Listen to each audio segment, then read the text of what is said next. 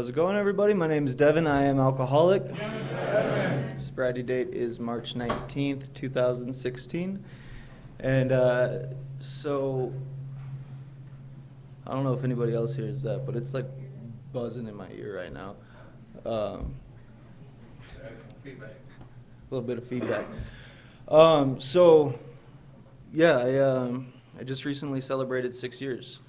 And I didn't think, no, it's thank you guys. I followed direction from my sponsor. I did the steps as they're outlined. I went through the traditions. Thank you for not skipping over the traditions. They're very important. Very important.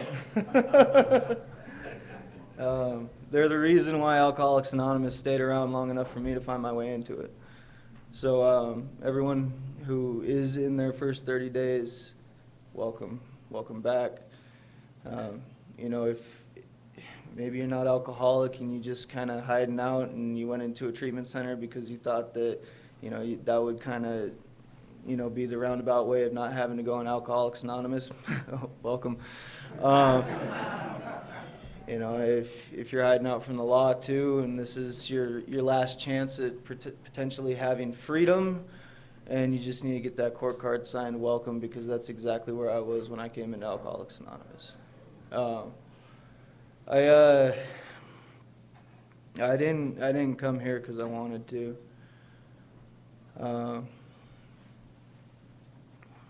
Originally, I came in here. I came to the rooms in Thief River Falls, Minnesota, because I was looking at charges, and they weren't looking too good. And if I showed this little court slip, the little court card, I might be able to kind of convince the judge to let me out. It's funny, I'm invited back to this meeting, and the only place that I really have ever been invited back to is the courthouse. And it's nice to have people who I look up to as beacons of hope in this program. So kind of a rundown of what I was like, what happened, and what I'm like now. I grew up in Mesa. My parents split when I was about that big.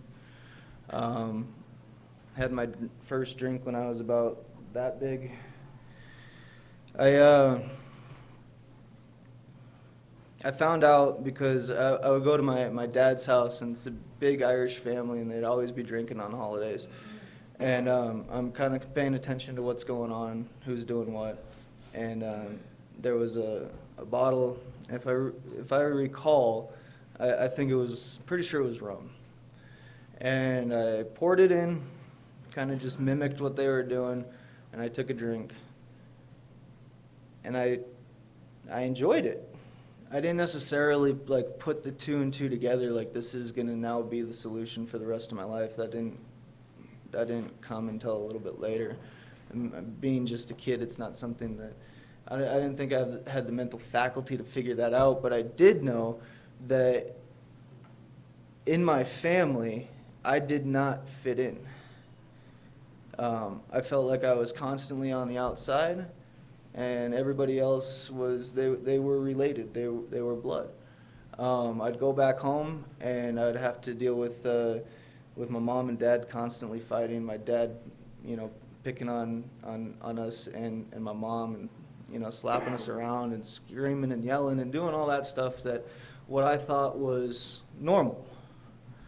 Now, my dad's side of the family is Irish, and that's not why I'm alcoholic. It was a dysfunctional childhood. That's not why I'm alcoholic. I had a drink when I was a little kid. That's not why I'm alcoholic.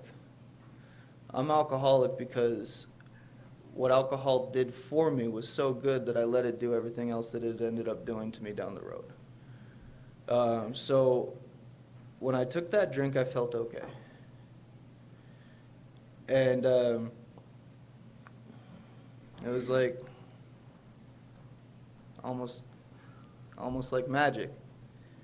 And then growing up a little bit more, there was this old lady who had adopted her daughter's son, and me and him would run around the neighborhood, and they'd have some sort of like wine or something in their little patio thing, and so we'd steal that, and we'd steal a pack of the Benson Hedges she was smoking, and we'd go and we'd drink and smoke, and like that was, to me, that was just fun. It was cool. It was like I got this rush from doing it, and in doing it, I knew that I was going to be able to experience something that was, I couldn't put my finger on it as a kid. I couldn't put my finger on it until a couple of times of coming around relapsing, and when I put it on, it was like, and I look back to each and every single time that I took that drink, I was taking that drink and it was my solution.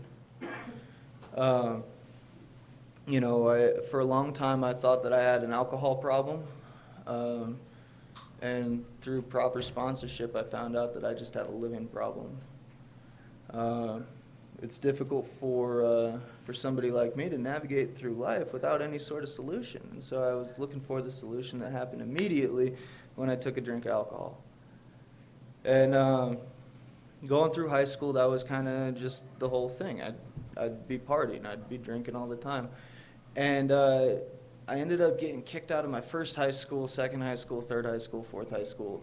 Ended up graduating from what sounds to be a really prestigious high school. It's called East Valley Academy. I don't know if any of you are familiar with it. If you're going back down to Gilbert, you said, hit me up. There's a really good meeting we should go to. I get off on tangents, forgive me. Yeah, I graduated from this high school barely, straight D's across the board. And the one class that I was able to successfully manage my way to, it was like the only reason why I graduated high school. It was online bowling. That was my saving grace. I was always told growing up that I was smart, you know, and I had so much potential, and, you know, but like I wasn't necessarily able to, I mean, you're calling me smart, but I'm not doing the math here. Like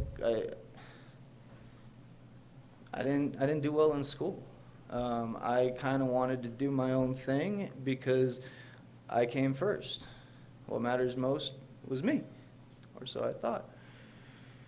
And so I was able to get into this class called online bowling, and I had to go to the bowling alley, and on, you know, some of the days throughout the week it was like discounted bowling and pitchers and all that stuff, you know. So I was able to drink, and I was able to bowl, and I was able to pass that class with a D. Like, I mean, it was not like I was this overachiever in school.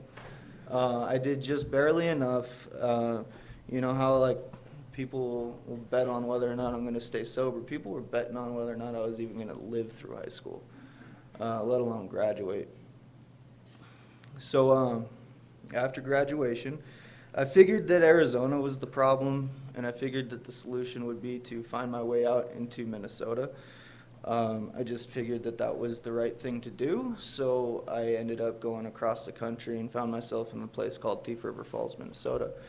And that was really awesome because it was like everything that I did at that time, minus certain outside substances, like the way that I wanted to drink that was socially acceptable in this little town.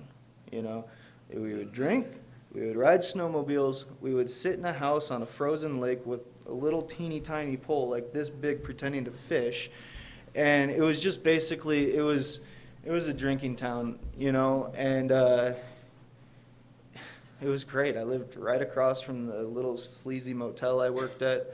The bar was just across that, called the Lantern. It was very poorly lit. I don't know how they got that name, but it was nice. It was comfortable. It was my thing.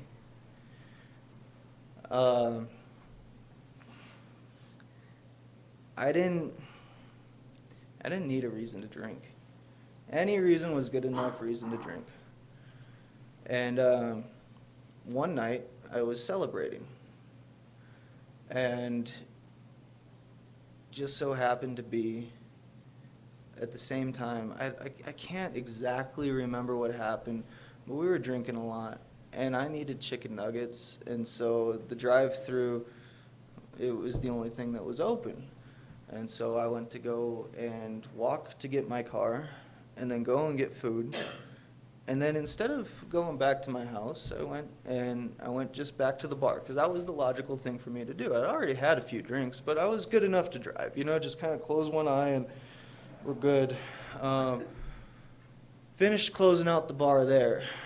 And I don't really remember much. Everything else was kind of, gravity fed to me. I learned by watching the surveillance camera from the police vehicle.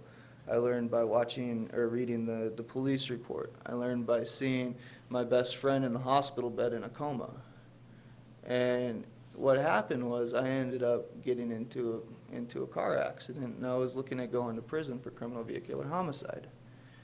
And that's how I found my way into the rooms of Alcoholics Anonymous, because in such a small town like that, it's a drinking town, and people know you, and not much really happens. So when a car launches off of a little embankment right in front of a police officer that's already happening to do a traffic stop, that's like a really big deal for them.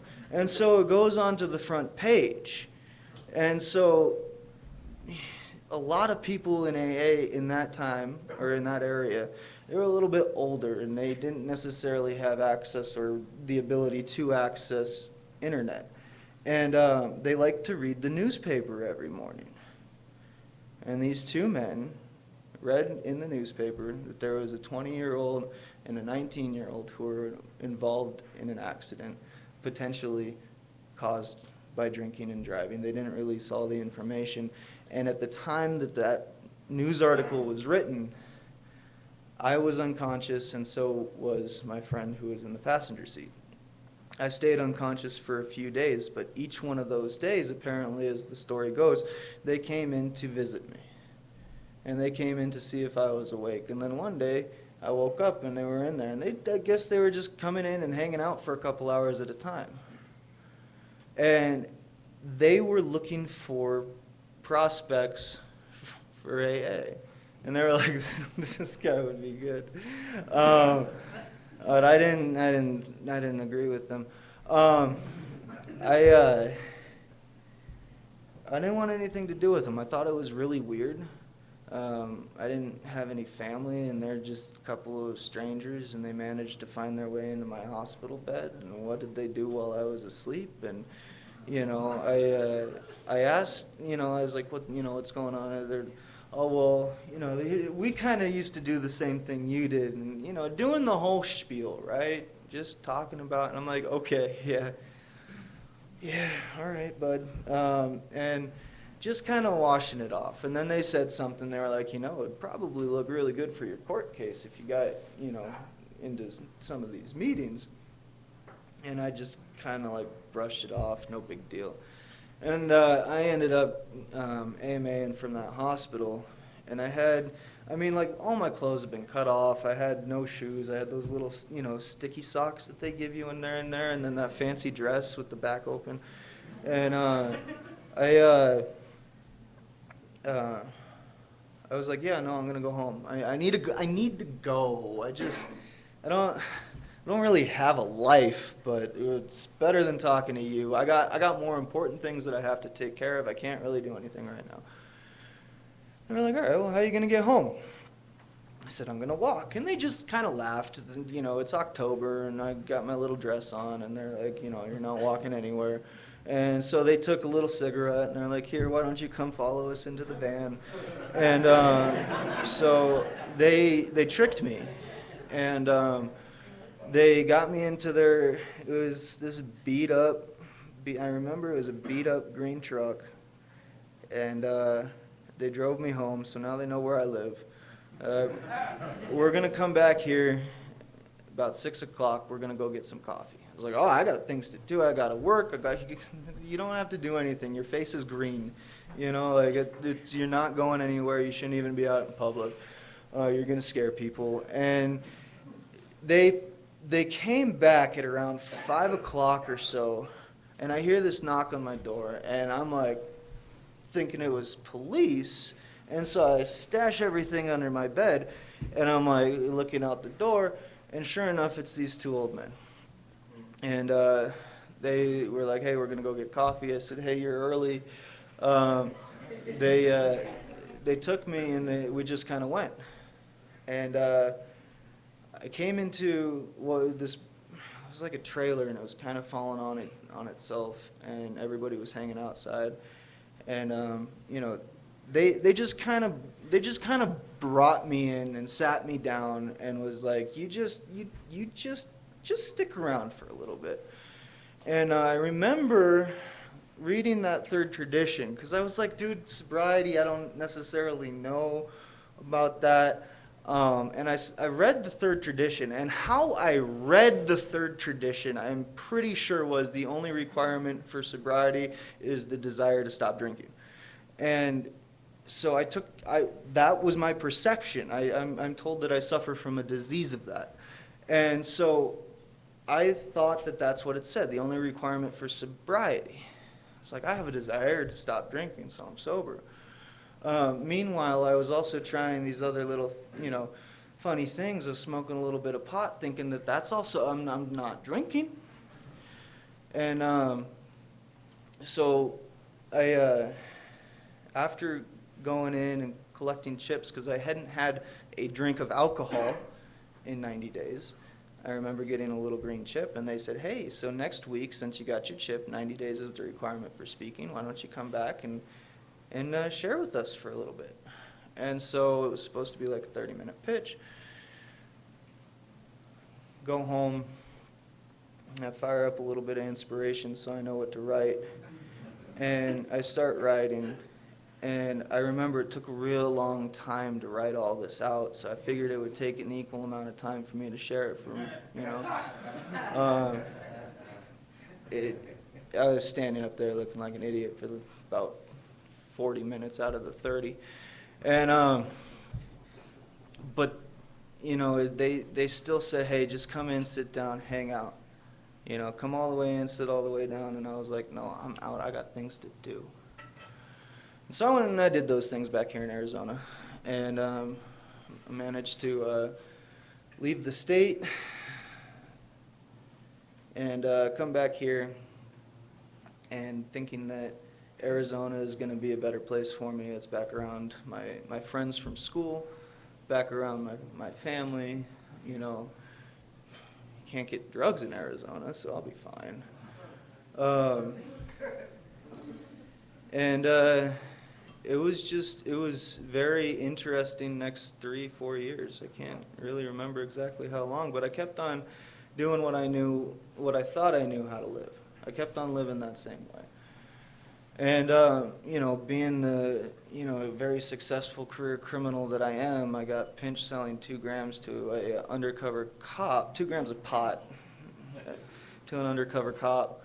And they thought that they were going to be able to get something else out of me, and I got raided in this whole chain of events, and I ended up as like a 3-time felon, all for marijuana,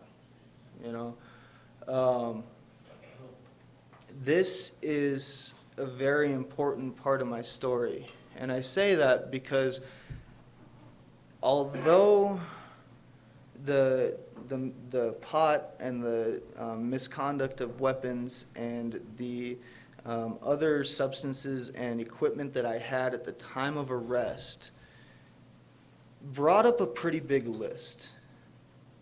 And it all started because of just a little bit of something or other. But everything else got piled on top of that, and so it started ticking off felony 1, felony 2, felony 3, and now I'm looking at prison time. And so I did the same thing that I learned in Minnesota was, well, if I'm in AA, they're not going to take me to prison. And so I ended up following suggestion. I was like, wanting to go to prison at that time, because at least it'd be like I'd have a place to stay. You know, that seemed like, at least for the next 3 years, I know that I'll have a bed to sleep in. I know that I'll have some sort of food in my stomach, and I won't have to worry about that. And that was something that I was worried about before getting in here. So, reluctantly, I made the choice to come out here to Prescott, and I ended up going and getting introduced to AA. Not getting introduced to, I got introduced to a lot of things. I got introduced to yoga, and I got introduced to rehab, I got introduced to people, places, and things. But the most important thing is I got a true introduction of what Alcoholics Anonymous can actually do. And I was thrown at a sponsor, and he reluctantly picked me up, and he didn't think I was going to make it. He thought that I was just going to go back down to the valley and, just run back away. And to be honest, I didn't think I was going to make it either. I started out doing the steps to prove to you that they didn't work. The only way that I was going to actually prove that to you, because let's go back to school, I'm smart, I got a big brain, and I know that I'm going to be able to work these in a way that is exactly outlined, and I'm going to follow it just like the scientific experiment and scientific method, and I'm going to be able to reprocess it and prove to you that it doesn't work. I'm special, I'm unique, it ain't going to work for me. So I did that, and I have 6 years now. But I tell you what, I have good sponsorship. I have good people who have come before me, who have shown me how to not just come to meetings and not just hang around AA, but how to really work a program of Alcoholics Anonymous, and not just in the rooms. This saying stuck with me from the first time I heard it when I was early in sobriety of, I can't hear what you're saying. I can't hear a damn thing you're saying. Your actions are too loud. And for like the first 5 years of my sobriety, I think my sponsor was telling that to me as an insult. But throughout my sobriety, I've gone through a lot of different ups and downs. I have had the opportunity of regaining my freedom back. I've had the opportunity of regaining the respect of my family back. I've had the opportunity of regaining my license back. When I came here, I had just gotten done. In order to get into the place that I went to, I needed a little bit of money up front. So the only thing that I had to my name at the time was a Dodge 1500 that I had taken the doors off and sold for crack. It was not pretty, and I sold that to somebody for way more than it was worth on the idea that he was going to make payment plans, but I just needed a few $100 up front so I could get in. And I did that, and I never heard from him again until a few months down the road when I started reaching out saying, hey, I need the money, I need the money. Well, I got to repo a vehicle in sobriety in my first, 9 months? So then for a while I was out here, I'm sure some of you might have even seen it, in Devin's doorless Dodge. It was just this busted truck. And, but that to me was like really cool, because I wasn't supposed to drive for 5 years. I wasn't supposed to have my license. I wasn't supposed to be able to walk around as a free man. And I got to do all of that because of Alcoholics Anonymous. So for the first 9 months, I was riding my bicycle everywhere and doing all that. I remember coming to this meeting back when it was down at the Light and Life Church, I think it was called. And that hill going down to the church was so much fun, especially on a nice, cool March night like this. And I'd just be flying. And then remembering I'd have to ride back up it coming home. But luckily, when I got here to meetings, I had made connections with other people in the program. And my brothers in sobriety, and one of them happened to have a truck, and so I'd ask him for a ride back, and I developed relationships with people in this program, you know, and I saw people who came in before. I really pressed that, because when I came in here, I could prove to you the non-existence of God. And I'll take a second and say, I'll say the word God, and I don't mean some preconceived conception of God. Alcoholics Anonymous is not a religion. It's not a religious program. It is a spiritual program. There's a distinct difference between the two. And my God might not be the same as your God. And that's cool, man. That's cool. When I came in, I could prove to you the non-existence of your God. That's how arrogant I was, you know? I was a bit of an acquired taste, so to say, and I would go around and I would say that this isn't working for me. There is no such thing as God, and here's why. And slowly but surely, I started seeing things happening that made me start to change my mind. To this day, I don't believe that there's this czar of the heavens and who's standing at the pearly gates like, you shall not pass. I think that it's more of something different. It's not my place to say what my conception is. If you want to sit down and talk, we can, but it's my conception. And I have a very limited understanding of it. You know, and I once I start to think that I understand it, it changes and evolves. And that's beautiful, because the second that I start to think I understand something, I'm able to manipulate it. And if I can manipulate it, then that's again taking my control back, and I'm going to get it to do what I want it to do. And so the second that I think I'm starting to get to that point of I'm going to understand it, then it changes. And something else happens. So anyways, going back, I started to see that there was this thing called higher power. You know, I started with a doorknob, and that worked for a while, you know, but then, you know, it turned on me. And thanks. I knew somebody was going to do the rim shot. But it did turn. It did evolve into something else. It was enough to start. I had enough willingness to make a start. And I started to see that maybe I could possibly, very unlikely, but possibly be wrong about everything that I thought I knew. And I saw some people starting to take 30, 60, 90-day chips, and then 6-month chips, and then the elusive 9-month chip, which nobody gets 9 months. And I started seeing people get anniversaries, and I'm like, wait, you had a couple of weeks when I came in, you're getting a chip. Wait, that means that I'm next. If I don't drink and I don't die, I might be next. And I started reviewing all the things in my past year, and I'm like, well, I don't think I could get through anything worse than that first year. My first year of sobriety was pretty cool. You know, I was couch surfing after I got out of the facility. I successfully escaped rehab, and I went from one house to another, meanwhile trying to keep my probation officer happy. And that's a trick all in itself. I don't know how it happened.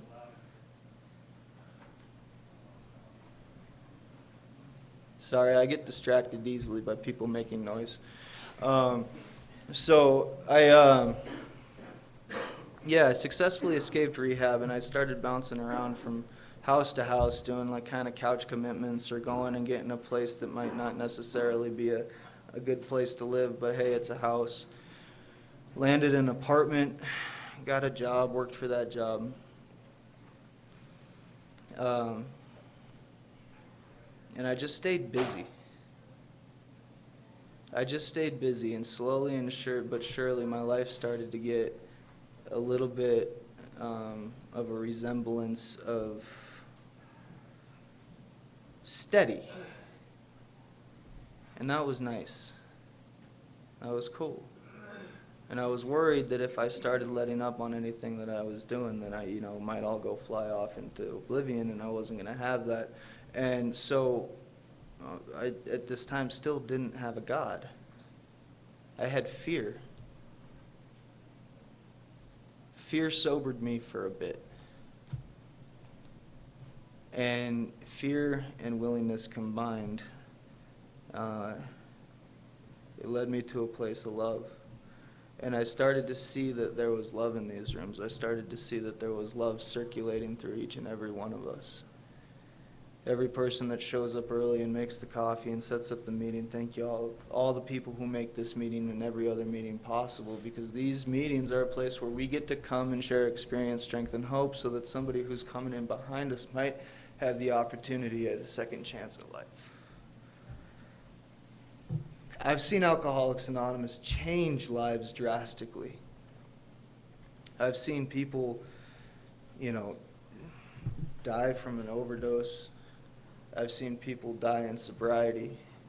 And early on in my sobriety, people would say, stick with the winners, and I wasn't exactly sure who the winners are until I went to my friend Matt Cochran's funeral.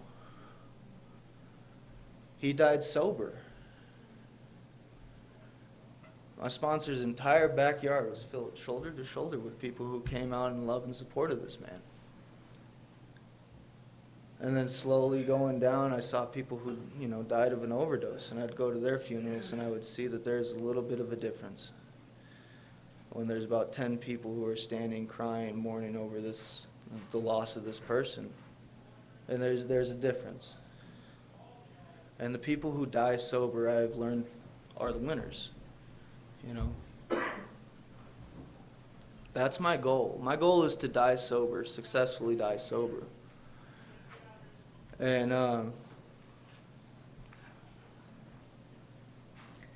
I've had the opportunity, with a little bit of willingness, to transform my fear into love of not only Alcoholics Anonymous, but the people in Alcoholics Anonymous and the people that I get to see and experience on a day-to-day basis, because I didn't like you when I came in.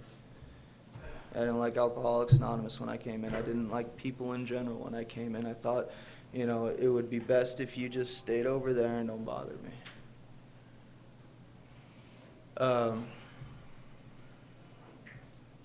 The last year of my sobriety, when I got my 5-year chip, I had recently been admitted into the hospital for ulcers in my small intestine. And apparently they couldn't really figure out what exactly caused them, and their best guess was stress.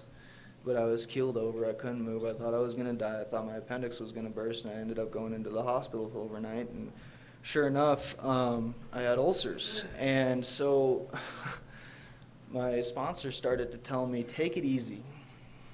That was sponsor direction. After 5 years, that's all I wanted to hear was just take it easy.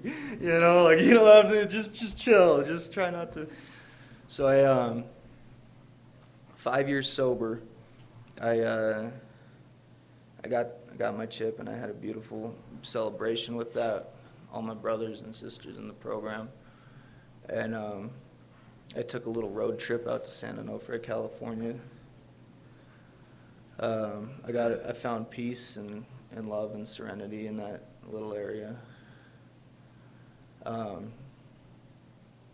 And then everything was going good, and then just things got really, really dark. And I wasn't sure if I was going to stay sober. And at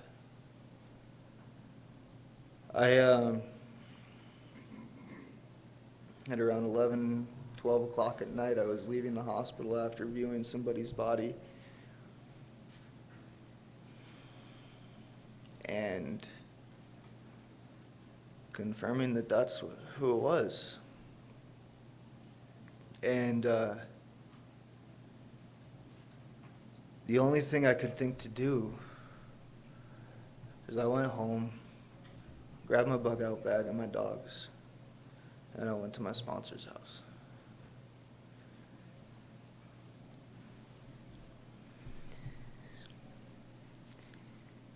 And on the trip there is where I found God. like a true connection with God. Because the one thing that I wanted to do was go and join my partner.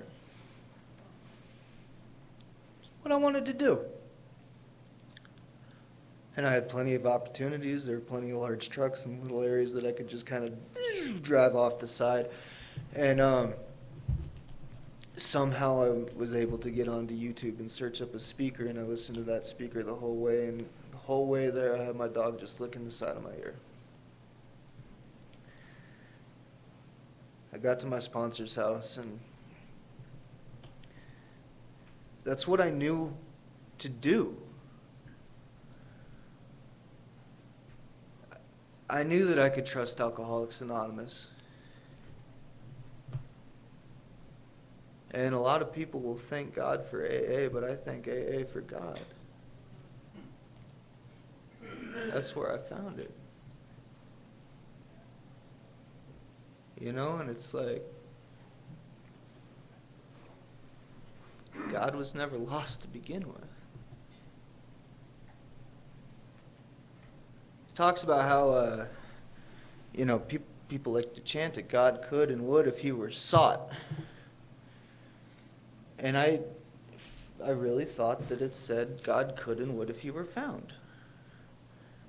And God, I thought, was like supposed to be this white light, or this heaven's bouncer, or I was going to trip and fall into religion. And I had all these preconceived notions of what I thought, and it turned out all to be wrong. All I got to do is seek. I just have to keep on seeking, and the more that I seek, the more that it grows and evolves and changes. And there's this part in the book where it talks about God is either everything or else God is nothing. Well, it was my choice to be. It took me 5 years. Processing it, dissecting it, breaking it down, trying to figure out some sort of loophole. The only thing I could come up with is God is everything. Some of you may get this, some of you may not, but if God is everything, all-encompassing, the infinite, that means everything. I can't compare God to a mountaintop. I can't compare God to the galaxy size-wise. I can't compare God to anything, because God is the infinite. If it's the infinite, I can't comprehend that, bless you. I can't comprehend that. And also within the everything is also no thing, because no thing is part of everything. And if nothing is everything, nothing is a part of everything, then even in the nothingness I can find God, I can see God, I can know God, I can be with God. And so in that darkest moment of my entire life, God was there. So I thank AA for God. It's about that time, so I'll wrap up with this. Alcoholics Anonymous saved my life. I came in, and I messed around, and I ended up going back out, and I was lucky enough not to die. I came back again. I sat all the way down. I did what was asked of me. And it got me to a point when I needed it the most, I was able to do it again. I'm here right now because of Alcoholics Anonymous. I'm here right now because of all of you, so thank you all for being a part of my sobriety. Love is the answer.